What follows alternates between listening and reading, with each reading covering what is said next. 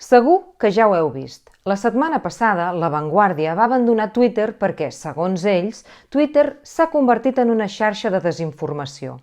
Quan va sortir la notícia, molta gent va fer befa i va recordar les moltíssimes vegades que La Vanguardia ha manipulat, mentit i desinformat des de les seves pàgines. Però hi ha un cas que ha passat desapercebut i que a octubre volem recordar. Comencem. El 17 d'octubre de 2004, fa 20 anys, La Vanguardia va publicar aquest reportatge a tota plana explicant que la infanta Cristina i Iñaki Urdangarín s'havien comprat una casa a Barcelona. Comença la peça destacant la catalanitat de la parella. Aunque no fue una decisión que respondiera a ningún plan preconcebido, lo cierto es que a la corona le ha venido muy bien que Cristina de Borbón se vinculara de esa manera tan natural a Cataluña. Y continúa. El primer acto de ensamblaje de Cristina de Borbón con Barcelona fue su matrimonio con Iñaki Urdangarín. La boda llegó el 4 de octubre de 1997, una jornada que la capital catalana celebró con la alegría de una verbena y la sobriedad que la caracteriza. Un cop dit això, la crònica entra al tema de la casa. Los duques de Palma firmaron las escrituras que les convierten en los nuevos propietarios de una finca situada en una tranquila calle del barrio de Pedralbes, una casa a reformar que la infanta Cristina e Iñaki Urdangarín pagarán gracias a la venta de su piso en Pedralbes, su patrimonio personal i una hipoteca. Fins aquí tot sembla normal, el típic article de premsa rosa sobre la monarquia. Però uns quants anys més tard es va descobrir què hi havia darrere aquesta peça de La Vanguardia? La qüestió és que el 2011 Iñaki Urdangarín va ser imputat pel cas Noos per evasió d'impostos, frau fiscal, prevaricació i malversació de cabdals públics. Enmig d'aquells judicis van filtrar centenars de correus electrònics d'Urdangarín i entre aquests correus hi havia aquest, publicat per la revista Mongòlia. Es tracta d'un correu que va enviar Carlos García Revenga, un alt càrrec de la Casa Real que feia de secretari de la infanta Cristina, a Iñaki Urdangarín el dia 15 d'octubre de 2004. García Revenga li diu a Urdangarín: Iñaki, te adjunto la nota de la que hemos hablado por teléfono. Doncs bé, la nota en qüestió porta com a títol Nota para hablar con Godó. La nota, bàsicament, són les instruccions que la Casa Real li donava a Javier Godó, amo de La Vanguardia, per explicar que la infanta Cristina i Urdangarín s'havien comprat una casa a Pedralbes. La nota indica explícitament que cal remarcar que aquesta compra és un gest de la corona cap a Catalunya i que la compra, com ho hacen muchos españoles, es fa mitjançant una hipoteca. I al final de la nota para hablar con Godó, García Revenga escriu: Te pido que lo presentéis como algo natural, de compra inmobiliaria, con los riesgos de endeudarse que tienen las parejas jóvenes de hoy. El correu és del 15 d'octubre de 2004. 2 dies més tard, La Vanguardia publicava el seu reportatge a tota pàgina. El problema és que el reportatge no s'explica que aquesta finca situada en una tranquil·la calle del barrio de Pedralbes a reformar no és ben bé la que es compren muchos españoles, sinó que tenia un preu de 5,7 milions d'euros més 600.000 de reformes. La Vanguardia tampoc explica que la hipoteca no té res a veure amb los riesgos de endeudarse que tienen las parejas jóvenes de hoy.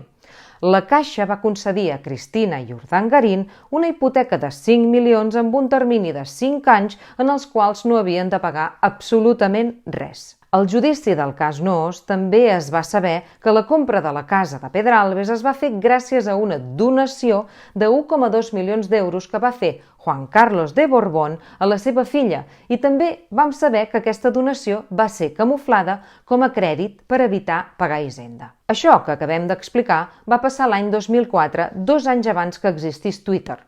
En aquella època, La Vanguardia podia ocultar informació, manipular i presentar-nos la Casa Real com un conte de fades, quan en realitat era un cau de lladres des d'Urdangarín fins a Juan Carlos.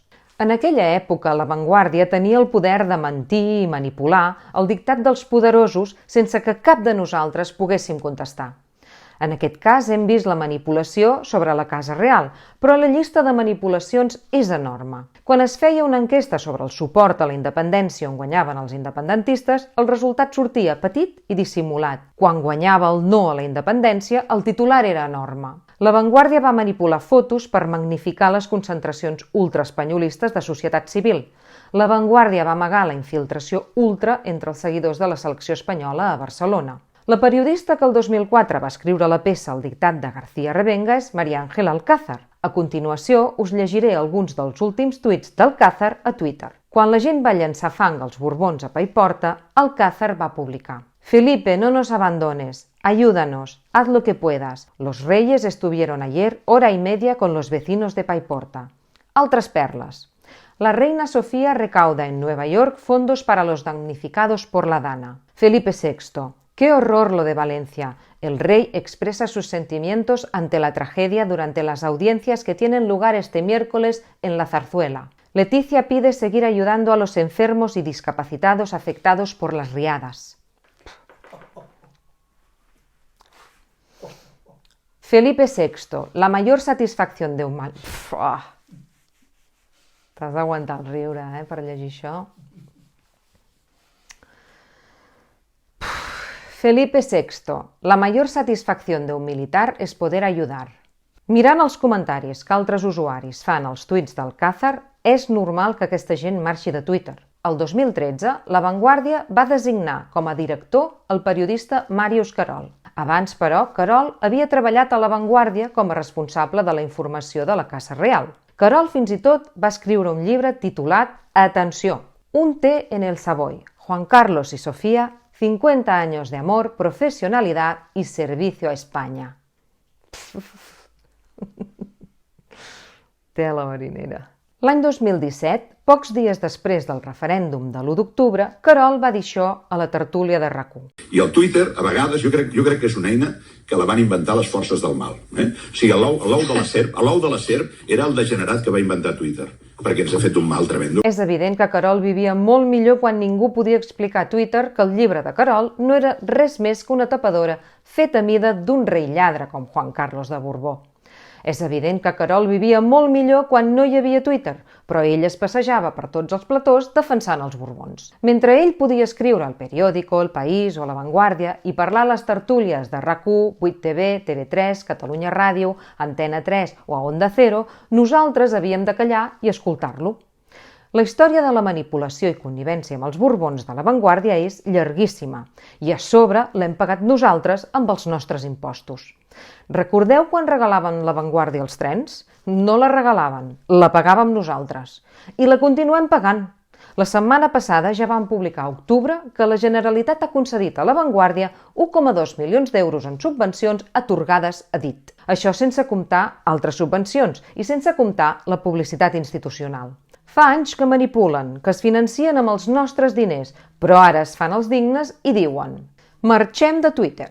És veritat que Twitter té moltes coses millorables i sens dubte caldrà estar atent com a evoluciona la xarxa, però de moment Twitter ens ofereix una oportunitat que mai ens donarà La Vanguardia: poder destapar públicament les mentides de La Vanguardia. I Twitter ens permet també compartir vídeos com aquest que acabes de veure. Per això, si t'ha semblat interessant, passa-ho.